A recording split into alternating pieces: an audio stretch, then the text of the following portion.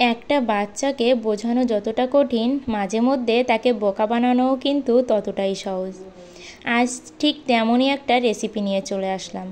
আমার ছেলে মানে আমার সোনা বুড়ো সকাল থেকেই বায়না করেছে সে লিচু খাবে, কিন্তু দোকান থেকে তাকে লিচু কিনে দেওয়ার আমার কোনো ইচ্ছাই ছিল না, কারণ তার আগের দিনে একটা ভিডিও দেখেছি যে আমরা বাচ্চাদেরকে কি খাওয়াচ্ছি, লিচুর ভিতরে কি এমন রাবারের মতো জিনিস থাকে। তাই তো আমি ভাবলাম যে সোনা বুড়োর জন্য আজকে বাসায় তৈরি করি লিচু। আর এই লিচুটা মানে আমি তৈরি করেছি ডাবের পুডিং।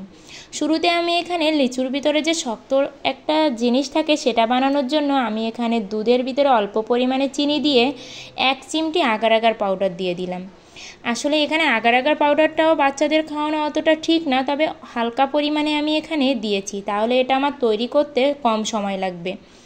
এবার এটা একটু মানে গাঢ় হয়ে গেলেই আমি এটাকে নামিয়ে নেব। নামিয়ে নিয়ে এভাবে বাটিতেই দিয়ে দেব। বাটিতে দিয়ে এটাকে ফ্রিজে আমি রেখে দেব। ফ্রিজে আধা ঘন্টা রাখলেই কিন্তু আপনার এটা একদমই জমাট বেঁধে যাবে। এবার চলে যাচ্ছি পুডিংয়ের মূল রেসিপিতে। এখানে আমি ডাবের জল নিয়ে নিয়েছি, আর এই ডাবের জলের ভিতরে কিন্তু আমি অন্য কোনো জলই ব্যবহার করিনি। এই ডাবের জলের ভিতরে আমি দিয়ে দিলাম স্বাদ অনুযায়ী চিনি। একটু মিষ্টি মিষ্টি হলেই কিন্তু পুডিংটা বেশি মজার হয়। আর একটু এই জলটা কমে আসতে, একটু গাঢ় হয়ে আসতে আমি এর ভিতরে দিয়ে দিলাম আগার আগার পাউডার। আর এই আগার আগার পাউডারটা আমি জলের ভিতরে গুলিয়ে দিয়েছি। আপনারা যদি সরাসরি এটা ছেড়ে দেন তাহলে কিন্তু এটা দলা পেকে যাবে, সেক্ষেত্রে পুডিংটা তৈরি করতে গেলে সমস্যা হবে। তাই আপনারা একটু জলের ভিতরে পাউডারটা গুলিয়েই এর ভিতর দিয়ে দেবেন।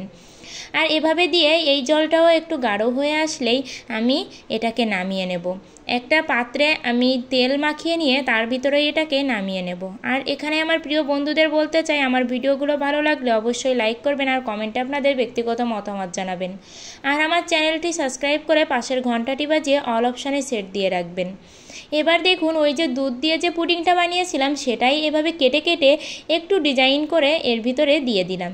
এটা যখন জমাট বেঁধে যাবে তখন দেখুন একদমই লিচুর মতো দেখা যাচ্ছে। শুধু সমস্যা একটাই, আমি এখানে লিচুর কোনো খাপের ভিতরে এটাকে শেপ দিতে পারিনি, তাই আমি এভাবেই কিন্তু বড় লিচু বানিয়ে দিলাম। আর সোনা বুড়োকে যখন এটা বলেছি যে তোমার জন্য বড় লিচু বানিয়েছি, সে কিন্তু ভীষণ খুশি হয়েছে, কারণ এটা খেতে কিন্তু লিচুর মতোই স্বাদ ছিল।